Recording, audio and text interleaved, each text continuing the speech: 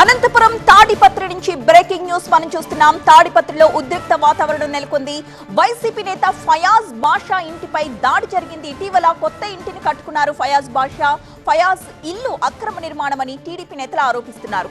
అయితే ఫయాజ్ ఇంటి దగ్గరకు వచ్చారు జేసీ ప్రభాకర్ రెడ్డి. టీడీపీ వైసీపీ శ్రేణుల పరస్పర దాడులు, పలు వాహనాలు కూడా ధ్వంసమైన దృశ్యాల్ని మనం చూస్తున్నాం. అనంతపురం తాడిపత్రిలో ఉద్రిక్త వాతావరణం తలెత్తిన దృశ్యాలవి.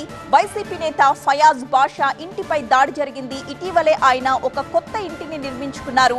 ఫయాజ్ ఇల్లు అక్రమ నిర్మాణం అని టీడీపీ నేతలు ఆరోపిస్తున్న నేపథ్యంలో ఫయాజ్ ఇంటి దగ్గరకు వచ్చారు జేసీ ప్రభాకర్ రెడ్డి. టీడీపీ వైసీపీ శ్రేణుల మధ్య పరస్పర దాడులు జరిగాయి. పలు వాహనాలు కూడా ధ్వంసం చేశారు.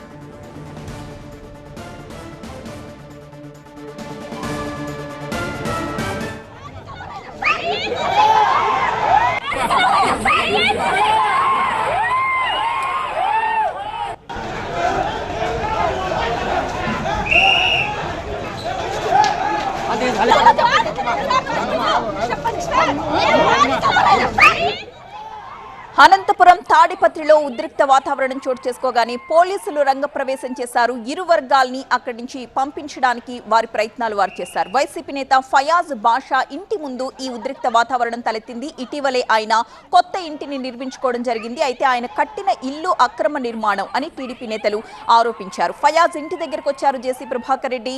టీడీపీ వైసీపీ శ్రేణుల మధ్య పరస్పర దాడులు జరిగాయి. పలు వాహనాలు కూడా ధ్వంసం చేశారు. ఈ నేపథ్యంలో పూర్తిగా ఉద్రిక్త వాతావరణం తలెత్తిన నేపథ్యంలో పోలీసులు రంగప్రవేశం చేశారు.